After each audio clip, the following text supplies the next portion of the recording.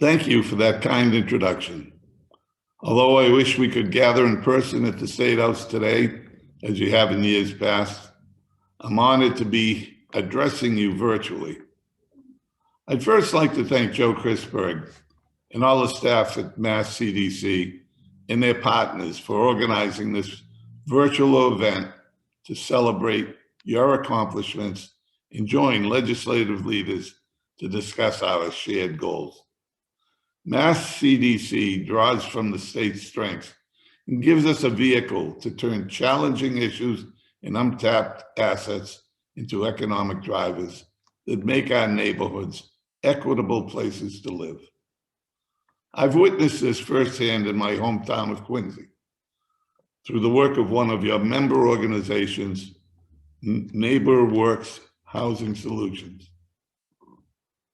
The work of community development corporations has proven even more vital during the COVID-19 pandemic, ensuring housing stability, helping businesses access relief dollars, delivering food, and helping coordinate vaccines in senior housing communities.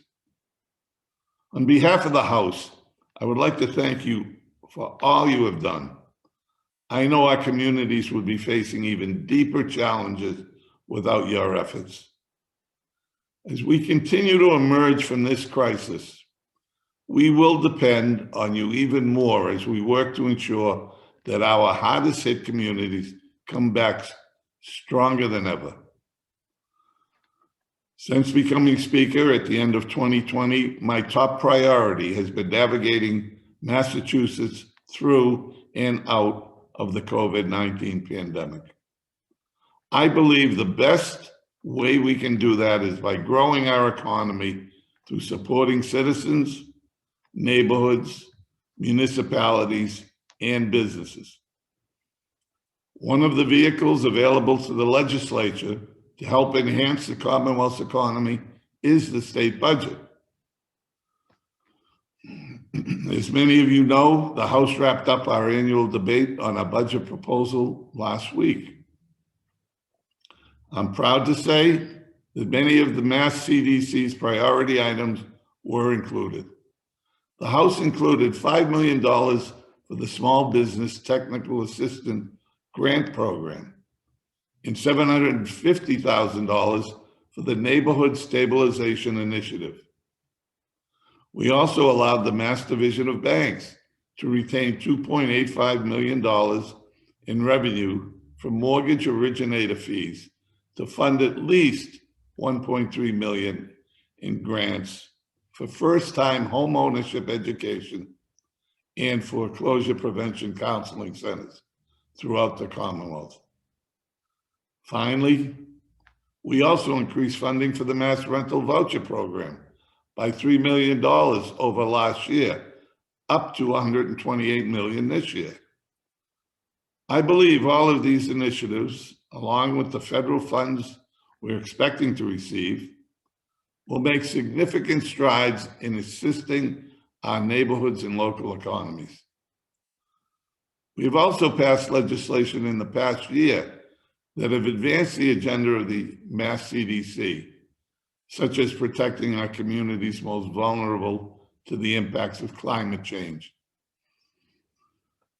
Earlier this year, the legislature passed the Next Generation Climate Roadmap Bill, which overhauls the state's climate laws, reduces greenhouse gas emissions, advances the clean energy industry, and prioritizes and protects environmental justice communities. Notably, the law codifies environmental justice provisions into Massachusetts law, defining environmental justice populations and providing new tools and protections for affected neighborhoods. It also prioritizes equitable access to the state's solar programs by low-income communities. At the end of last session, the legislature also passed an economic development bill that prioritized relief to small businesses, supports for workers, and housing developments for communities.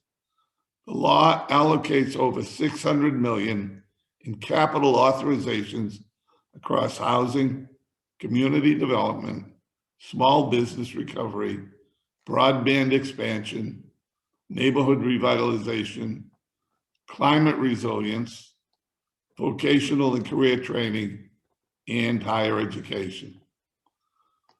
The law also implements zoning reform to help cities and towns approve smart growth zoning and affordable housing.